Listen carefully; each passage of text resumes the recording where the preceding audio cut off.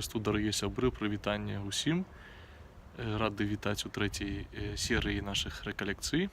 Выбралі мы сабе дарогу як такі сімвал нашага жыцця. Вот у Вялікі посце там здараюцца, безумоўна, і пошукі маршрута, і выбар, куды павярнуць, але таксама і такія рэчы, пра которые сёння буду расказваць.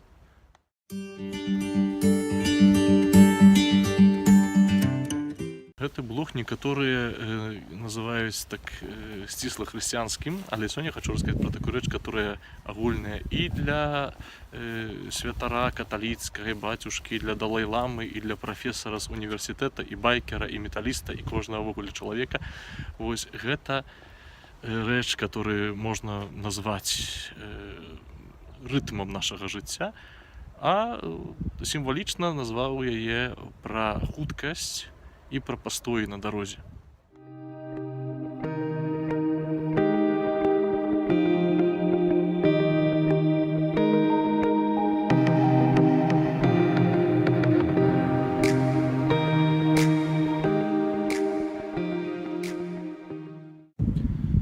Парафразуючы класіка, хто ж не любіць хуткасць?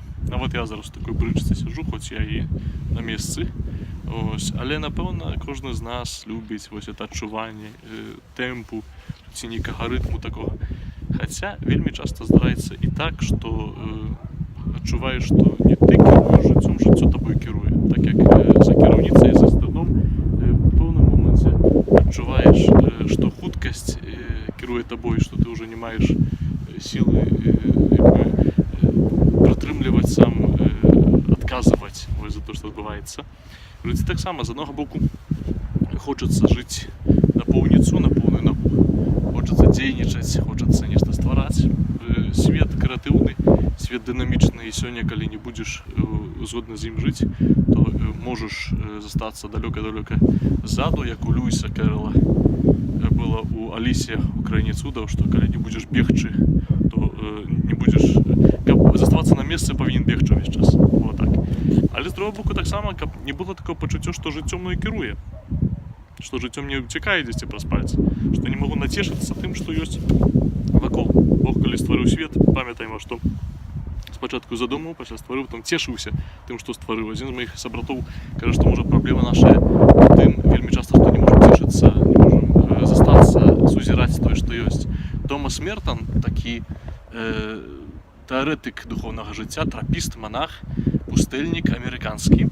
Ён кажа, што праблема сучаснасці не ў тым, што звонкі, а ў тым, што ў нас. Вельмі часта проста вось гэта адсутнасць цішыні, которая нам так не падабаецца, можа, таму што розныя рэчы ў жыцці робім, яна даволі так балюча сказваецца на нас. То есть это адсутнасць цішыні, якім чынам блакіруе ў нас гэты голас Божы і не дае сузіраць, не дае бачыць тое, што Бог стварыў у нас, не дае бачыць плёны, плады таго, што робім. Дзе знайсці вось гэту граніцу? Дзе знайсці это размежаванне паміж адным і другім? Езус кажа ў Евангелію в адным з месцаў да апосталаў: ідзіце і адпачніце. Пасля таго, як іх выправіў падарожжа па Галілеі, па вёсках, дзе яны навярталі, выганялі злога духа і так далей, кажа: ідзіце, хлопцы, адпачніце. А ў другім месцы, калі аздаравіў у сінагозе чалавека, который меў праблемы з рукою, ён кажа, што шабат для чалавека, не чалавек для шабата. Вось это ёсць насамрэч мяжа, которая можа кожнаму з нас, можа нават нерэлігійнаму чалавеку зусім абсалютна дапамагчы неяк навесці гармонію ў сваім жыцці.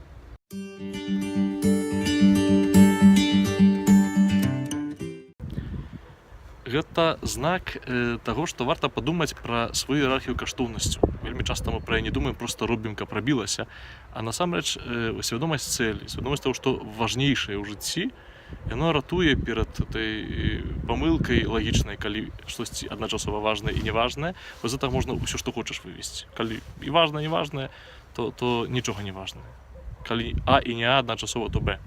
Вось. І тут яшчэ такое месца, мы ўсе розныя, безумоўна. Адзін любіць рух і без гэтага руха не мог жыць, хацеў бы ўвесь час болей, болей, болей, і прытым здольны маліцца.